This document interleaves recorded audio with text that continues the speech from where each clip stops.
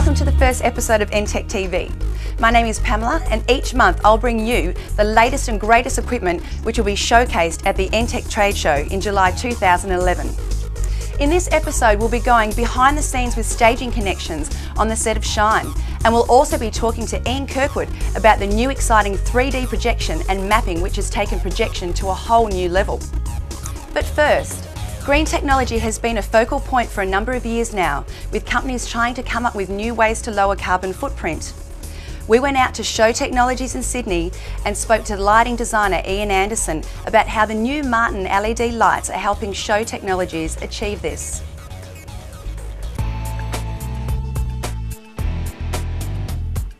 Do you think more companies will be more environmentally aware of the carbon footprint when designing a new light? I think all of the manufacturers now are very aware of that anyway. I think the manufacturers have got that concept and they've all predicted where that needs to go.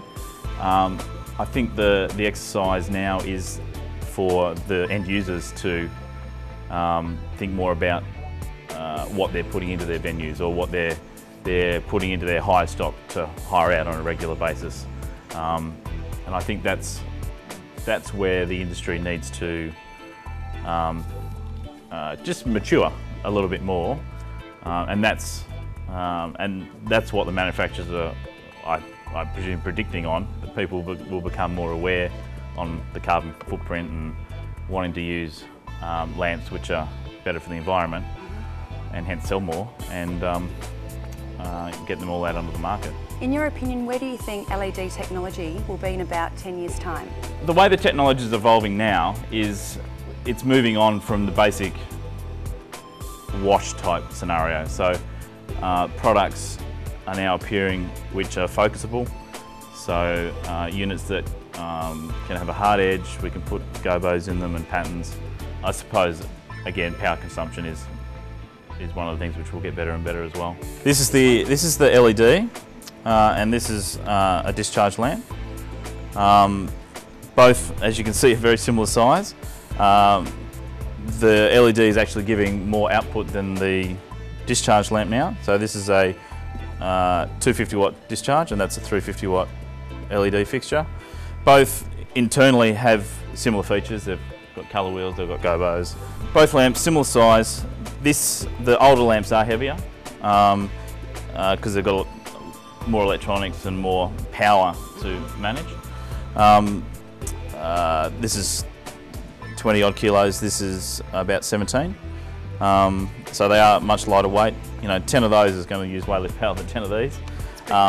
Yeah, lamp life will be much longer with the LED fixture. And again, where you need to weigh this up is if both these lamps were in a fixed installation for a long period of time. All right, so they might be in shop windows, in shopping centres, that sort of thing, where you don't have staff to maintain the units every few weeks. You can quite easily put one of these up in a foyer of a hotel and just let it do its thing, and hopefully it'll require less maintenance than the older discharge lamps. Welcome back. Education in our industry is paramount, and Julius Media is leading the way into helping educate novices to professionals. Education and training's come a long way in the Australian entertainment industry. I'm Julius. 20 years ago I started CX magazine after a career in sound and lighting. Then I created the ENTECH trade show, which I ran successfully for a decade. I sold it off and I ploughed the money into an accredited training college. I'm sitting in it now. It's Julius College. A decade ago there were 500 recording studios across Australia. These days I can only find on my database 50 professional recording studios in this country. If you can find more, please let me know. So why are there 2,500 people enrolled in music production, studio and audio engineering courses in this country? I guess they're all there to learn creative skills for their own uses, because I can't find any jobs at all online. I can't find any jobs in any classifieds.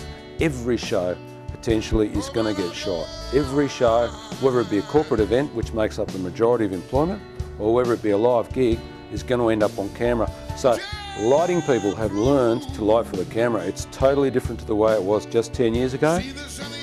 On my website and everywhere I look is employment for graduates from live technical production courses like the one that we run. This is the new paradigm. This is training year 2010. Now it's time for Things that make you go The epidioscope or opaque projector is a device which displays images by shining a bright lamp onto an object from above. A series of images, prisms and image lenses are used to focus the image onto a viewing surface. The epidioscope was invented in the early 20th century and was known as a magic lantern. It was used to entertain adults and children alike at travelling fairs and circuses. Unfortunately, due to the nature of the epidioscope, it needed a very bright light to mirror the image onto a surface.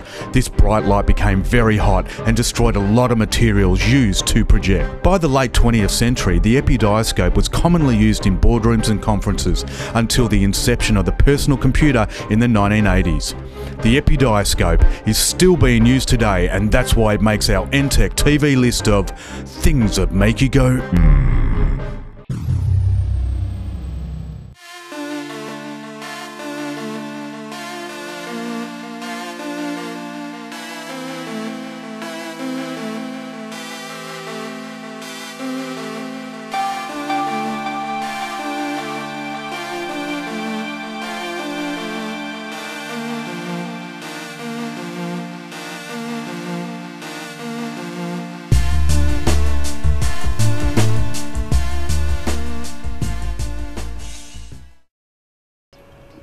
Have you ever wondered what it takes to put on a large-scale concert event with hundreds of kids? Well, we went on location with the crew from Shine and they showed us the technology behind this event. Let's join in the chorus.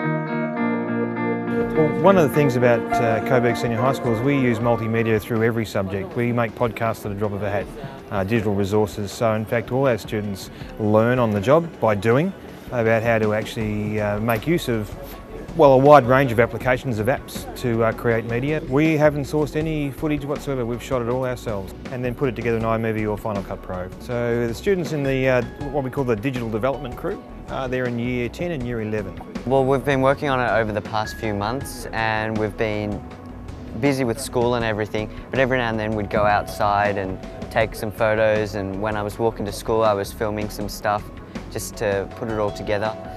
Since I started at Coburg Senior, I've been given the opportunity to do an ASBA, which is an Australian school-based apprenticeship. So every Wednesday, instead of going to school, I work for a film editing company, a wedding video company. So I've been familiar with Final Cut Pro for quite some time. Firstly, I make videos for the slides. So different songs come up and we just put stuff for the background, and then you're able to see them when you're not watching the camera that's on the crew. There are 3 shows, and since there are 3 of us, we're going to take turns using the mixer board. I actually didn't know how to work a remote to access the big screen and do different swipes. All I knew was the different software you could use to convert or make videos. I was at an old school, but when I came to Coburg, I was able to get a lot more opportunities, and this was one of them. I came up with some of the concepts and then went out and shot them and edited them. I do year 11 media and production, and I learnt my Photoshop skills and Final Cut skills there, and I'd never used either of the programs before this year. So it's been like a good experience to do this as well, to just consolidate my skills. The imagery that you see up on the big iMag screens here at Hisense Arena for the State School Spectacular are all their ideas. It's their creative ideas that we just workshop, but basically the genesis of most concepts were done through the students, and some of them only took a very short space of time, like 15 minutes in the can, done, wham, bam, thank you. That's a beautiful take. This is the first time Coburg Senior High School has been involved in Shine, and I hope it's the beginning of a long-lasting relationship. If you're building or outfitting a stage, why deal with multiple providers? Jans do everything from drapes to machinery, from engineering to installing. Best of all, with Jans you're dealing direct with the factory. We build to Australian safety standards. We have project managers, structural and electrical engineers, fabrication and installation teams with hundreds of years' experience between them. Whether you just want a set of curtains for the school hall or a completely automated stage for a world-class theatrical venue, Jans provides your complete staging solution. Welcome back. 3D projection onto architectural buildings is the latest technology to hit the country. Ian Kirkwood, Head of Production for Staging Connections, explains how this exciting new art form is achieved. Building projection is put together using two different techniques. Firstly, 3D animation, which is where an edit suite puts together animations suited for a particular purpose. At the same time, that's put together with mapping techniques.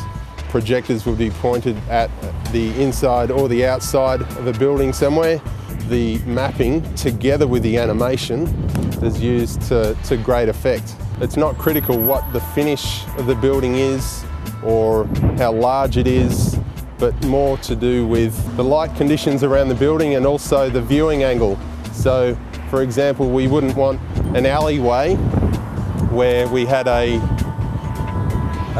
image mapped up a building where the audience would be looking vertically up the surface of that building, because the impact of the mapping and the animation wouldn't be achieved. Whereby, if, for example, Parliament House, if we can have an audience standing back down Burke Street and actually view that building from a distance away, they can really get the full impact of the picture of the building. Any building, within reason, can be projected onto, depending on what other buildings are around about to use as platforms to line projectors up onto. Because of the large format that buildings are, we definitely need multiple projectors. Again, that technology to matrix projectors together for a larger image is not unique to building projection. That's done in various other forms. But to cover a larger surface, such as a building that might be several stories tall, we need to map out how far each projector can actually reach. You definitely need to use strong projectors. Not having a building lit during a projection piece is almost critical, because we can take advantage of the dark aspects of that facade. We ascertain what the client actually wants to achieve and then take various steps in putting that together, and that takes time. The real impact is achieved from the creative, the animation, the using particular aspects of the building's architecture and emphasising that with animation. So, for example, the columns on Parliament Place, that's an architectural feature that would pick up in a projection, and by using mapping we could make an image appear on the columns only and not the windows behind. The mapping, the projection, the powering, the physics of actually putting projectors up in an appropriate location to target buildings is done by a particular breed of people. The animation is put together by another breed of people. So a creative 3D animator would be able to listen to a client brief, be guided by creative direction, and actually piece together how to use a building surface to maximum effect for the audience. You know, the sky's the limit when it comes to creativity, but it can apply to a small scale environment too.